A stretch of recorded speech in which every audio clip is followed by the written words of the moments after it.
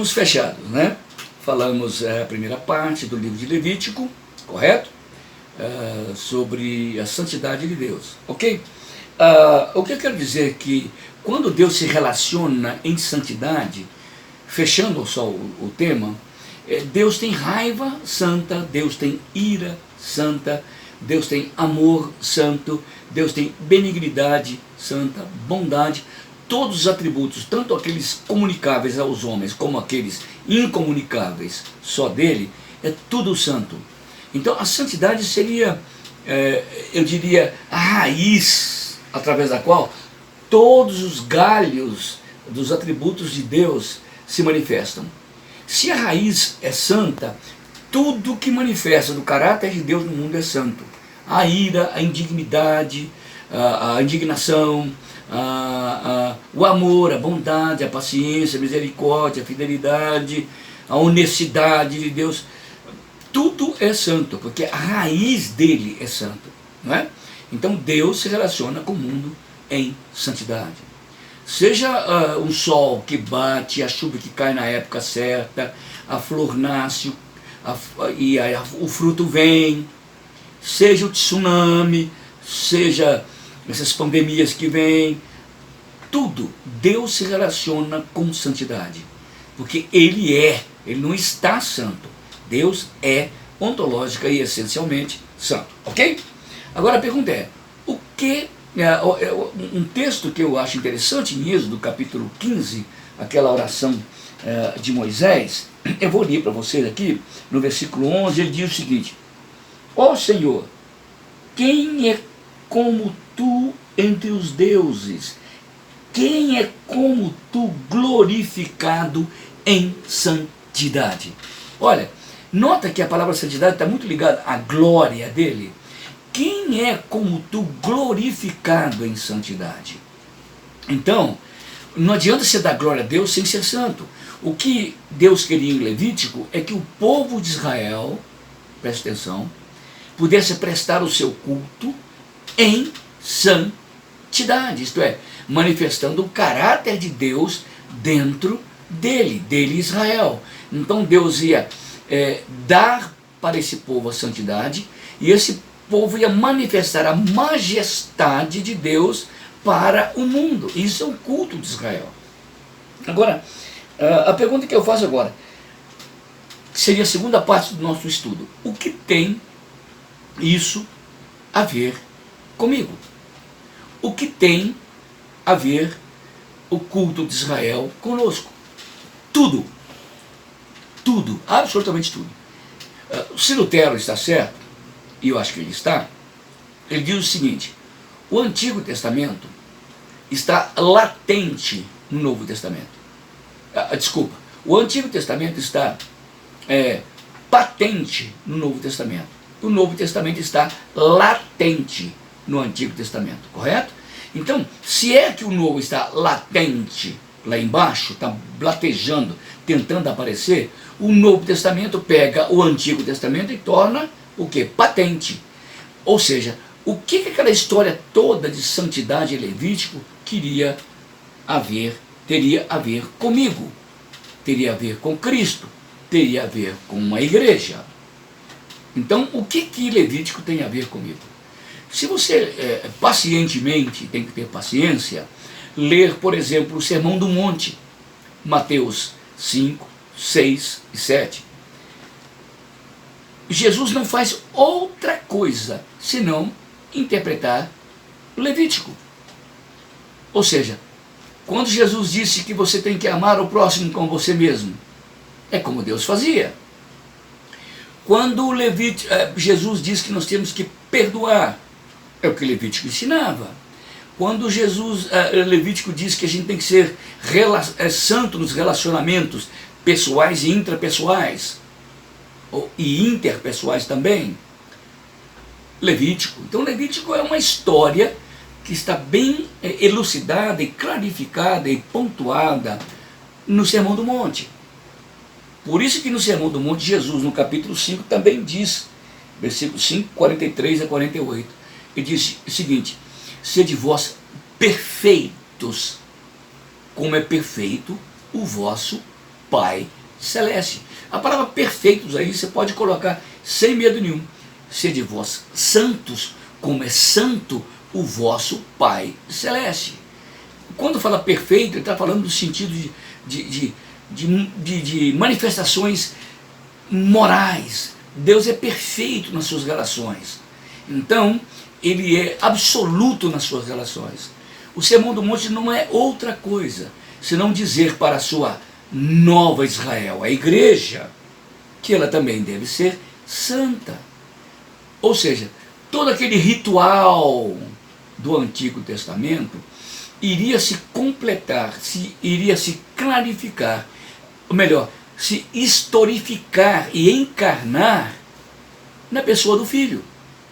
Se é que tinha que matar um cordeiro para o Israel ser santo, necessário também se faz que o Cordeiro de Deus que tira o pecado do mundo, conforme João o Batista, também deveria ser sacrificado. Então todo aquele ritual levítico do livro de dos levitas, o livro de Levítico, era uma sombra do que havia de vir. O que é uma sombra? Suponhamos que a Nedinha tenha viajado, e ela viaja sempre para São Paulo, para cuidar dos netos e tal e tal. E ela deixa uma fotografia comigo. Tá bom. Eu fico com saudade dela, pego a fotografia, fico olhando. Mas essa não é a Nedinha. Esta é uma sombra dela. Tá?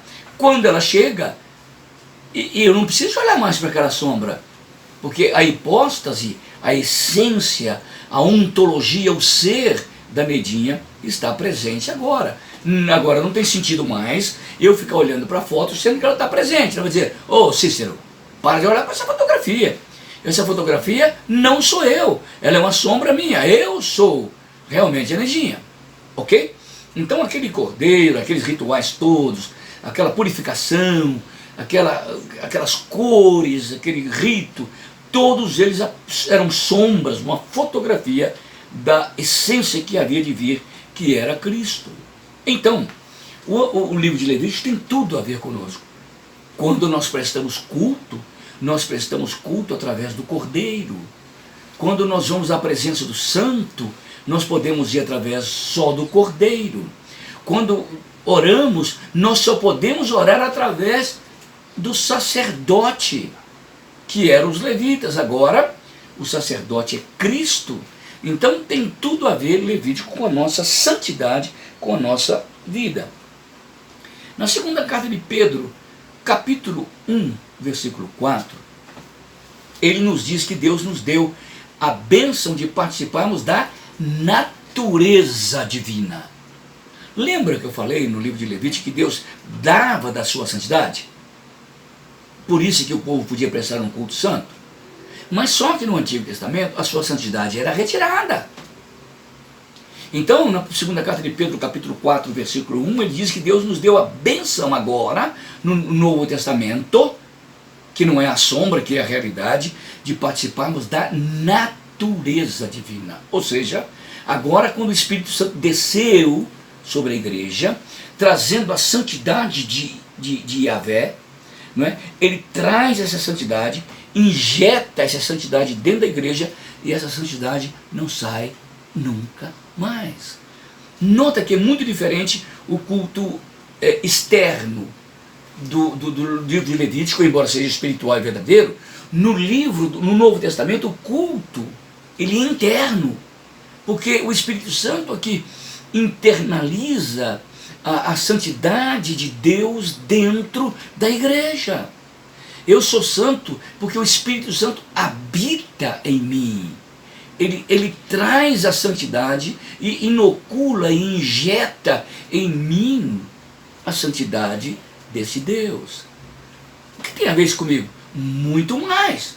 Se o povo de Israel tinha que ser santo, porque Deus manifestava a sua santidade e, entre aspas, saía, muito mais agora temos que ser santos, porque Deus manifesta a sua santidade e inocula e injeta, e ele desculpa a palavra, se mistura em mim.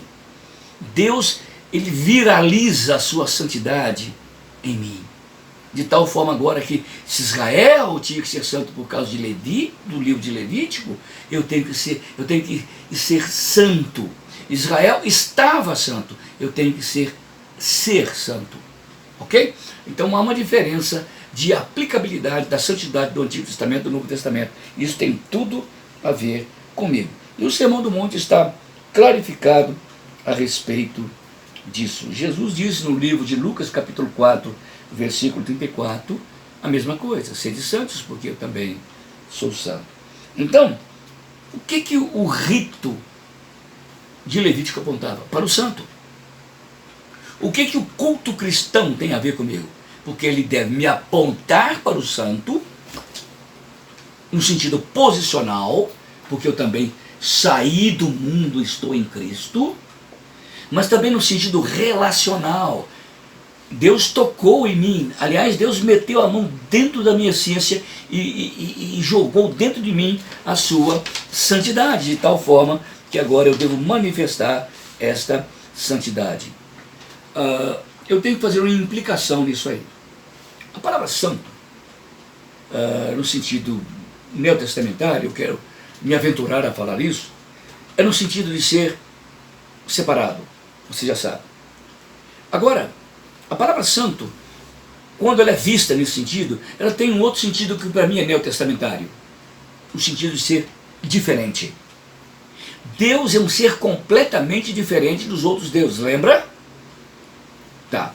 Então Jesus também, o filho de Maria, o Jesus de Nazaré, ele é completamente diferente de outros homens. Mas não diferente fisicamente, diferente na sua santidade, na sua posição diante do mundo e na sua relação com o mundo. Pastor, mas que tem a ver isso comigo?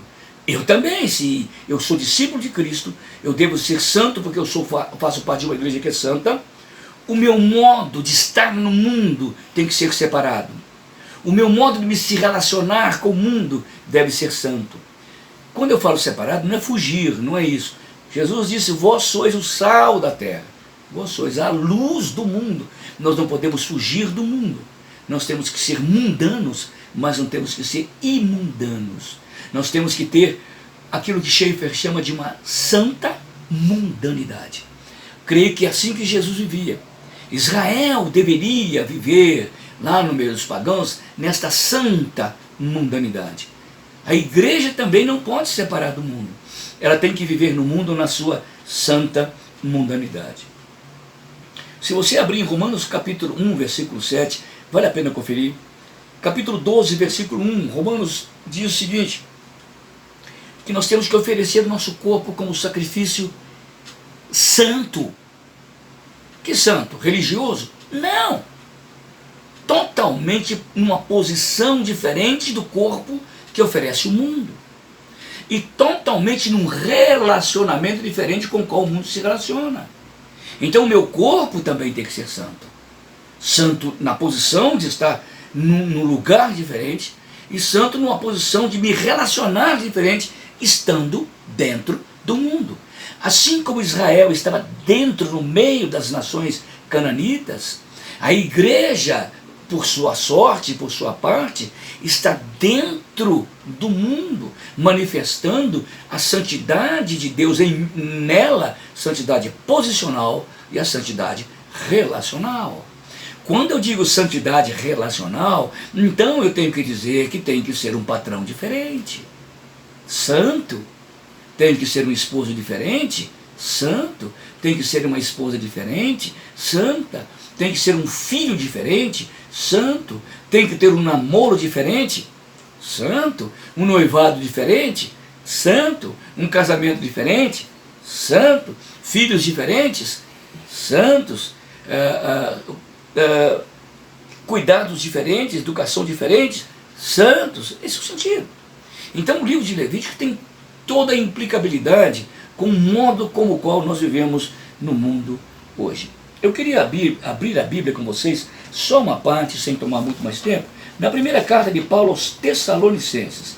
E eu gostaria que vocês pudessem prestar atenção e ouvissem esse texto que eu acho magistral para a nossa meditação ou a nossa escola dominical neste momento. Já que a gente está assim tão tranquilo, olha o que Paulo diz na primeira carta, capítulo 4, versículos de 1 a 8. Finalmente, irmãos, nós os rogamos e exortamos no Senhor Jesus, que como de nós recebestes, quanto à maneira que deveis viver e agradar a Deus, e efetivamente estáis fazendo, continueis progredindo cada vez mais, porque estáis inteirados de quantas instruções vos demos da parte do Senhor Jesus. Pois esta é a vontade de Deus, a vossa santificação, que vos abstenhais da prostituição, e que cada um de vós saiba possuir o próprio corpo.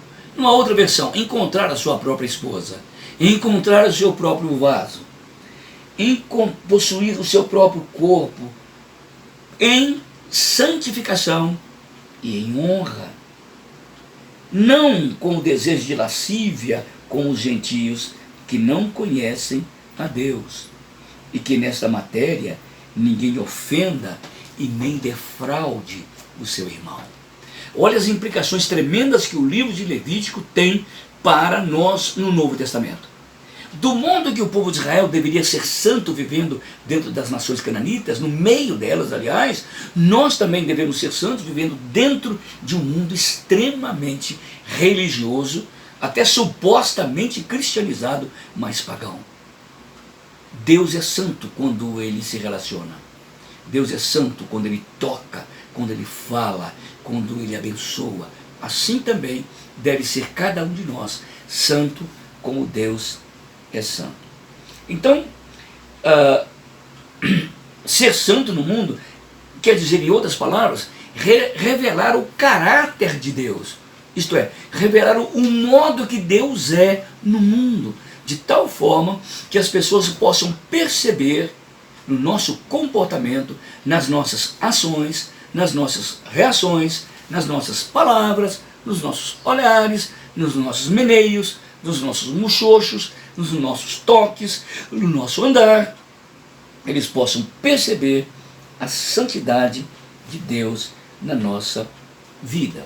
Assim como Israel, lá em Levítico, deveria manifestar um culto santo por ter uma vida santa, também nós. Que Deus nos abençoe e a gente volta a falar num outro texto no próximo domingo. Aproveite. Às vezes você vai ouvir deitado, ou à noite, ou de manhã, mas anote os textos, sobretudo aqueles primeiros que eu dei sobre a santidade de Deus. Anote os textos que eu dei no Novo Testamento, Romanos 1,7, 12,1, 1 Coríntios 1,7, 1 Coríntios 7,34, 1 Timóteo 1,9. São textos básicos, você pode anotar e fazer um bom estudo e, quem sabe, ajudar outras pessoas que querem saber como Deus é santo e como não devemos ser santos. Até a próxima, Deus abençoe.